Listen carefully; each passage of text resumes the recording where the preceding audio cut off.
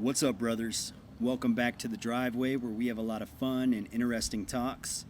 And today I want to go into details about why every man should have multiple women in the friend zone. And it's probably not going to be what you think, so you're going to want to stick around. It's going to be a good video.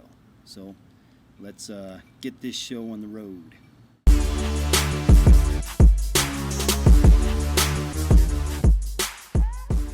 It's okay to have standards. You should. Women have standards stacked up to the fucking ceiling. And that's just the truth. And if you don't meet those standards, the majority of women out there will drop you. They'll cancel you. They're savage. Heartless. They don't care. Now, the first thing that you need to understand is the friend zone is an entirely different concept for women than it is for men. And the reason for this is because women use the idea of sex to get commitment from men, and men use the idea of commitment to get sex from women. This is why women wear the makeup, the push-up bras, the high heels, the tight jeans, and we all know this. It's sex appeal. Sex sells. And they are selling themselves for commitment from a high-value man. You know, the sexier she is, the more opportunities she has to meet higher-value males. And men use the idea of commitment to get sex from women. This is the reason for the nice cars, the expensive dates, the trips, the, chauffeuring women, trying to show them a good time, trying to impress women. This is where it comes from. They're trying to present themselves in a manner that makes it look like commitment with them is, it's worthy. That they're worthy of being committed to. That if a woman commits to them, they will be taken care of. And this is the same for nice guys and bad boys alike. Bad boys just have a more exciting, a more arousing, a more unpredictable way of going about it, but it's still the same concept. Now, if you're not catching my drift yet, here's where I'm trying to get at. When a woman puts a man in the friend zone, it means he's giving her his commitment, but she is not giving him any sex. So, he is around to perform boyfriend-like tasks or husband-like tasks. If she's broke, he'll buy her stuff. He'll take her out to dinner. Oh, her tire's flat? Boom, he's going to be there to fix it. He's basically like some sort of a side boyfriend to her, but he's not getting sex in return. So she's getting the commitment she wants, but he's not getting the sex in return. Now, when a man puts a woman in the friend zone, this is what we refer to as friends with benefits. It's completely different. So he's getting sex, or the sex that he wants from the woman, but he's not giving her any commitment in return. I think we're starting to make a little sense here. I think we're getting somewhere here. Now, it's also important to factor in that most women have a subconscious or sometimes a completely conscious criteria when it comes to determining whether a man is worthy of a long-term relationship or not. Now, one, he must be perceived as a high-value male. I didn't say he has to be a high-value male. He just has to be perceived as one.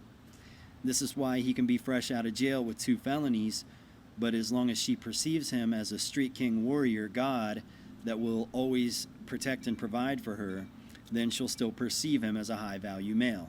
Don't be mad. It happens. It just does. And number 2, obviously, she must be attracted and aroused by him.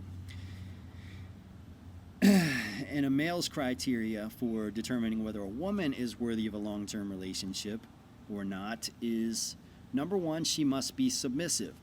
And this is, some men it's subconscious and some are 100% conscious about this. But if a woman is not submitting to you, you're not going to find her, as attractive as you could. You're not going to find her as girlfriend material.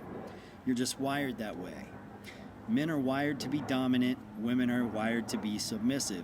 It works out when those dynamics are in place. If the woman is more dominant than the man, or the man is more submissive than the woman, it's not going to work out. They're not going to have a sex life. They're not going to have a well-balanced relationship. Their sex life is probably going to consist of him sitting in a corner while she's getting plowed by a dominant alpha male. You know, that's just the way that that's going to go. It's a sad story, but it's true. Now, what's that tell you? You know, if that's your criteria, and it's okay to have a criteria, it's okay to have a system in place, it's okay to have standards. You should. Women have standards stacked up to the fucking ceiling. And that's just the truth. And if you don't meet those standards, the majority of women out there will drop you. They'll cancel you. They're savage, heartless. They don't care. And it's okay. They have the right to do that. You have the burden of performance. Everybody knows that. And that's okay, because you're going to perform. Anyways, now, it's okay for you to have a criteria in place. That's the message there. It's okay for you to say that a woman must submit before you commit. And you should always 100% follow that. That's just the way that that should go. Now, if a woman is willing to be in your friend zone, or she's willing to be your friend with benefits, what this tells you is that she has submitted to you. She's willing to play on your terms.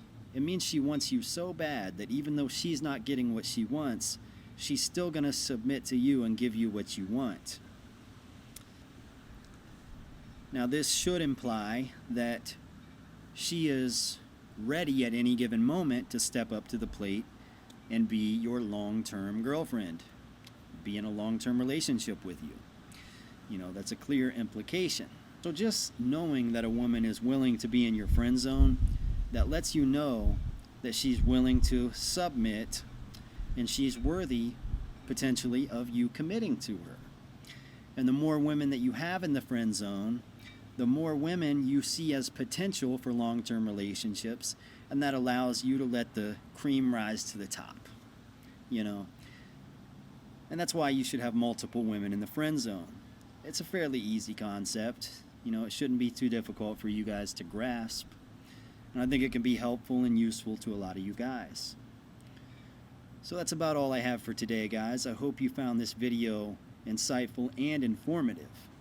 And be sure to like the video and subscribe to the channel so I can keep you updated. I'd hate to see your woman get taken away by a handsome, smooth-talking, dick-slanging, cheek-bussin', hammer-dropping, sword-swindling bad boy, you know. So stay tuned, subscribe to the channel, and I can keep you going. Oh yeah, and always remember, women don't cheat on, leave, or take advantage of men they are afraid of losing. And never forget to put her in her place and make her call you daddy. Until next time, see ya.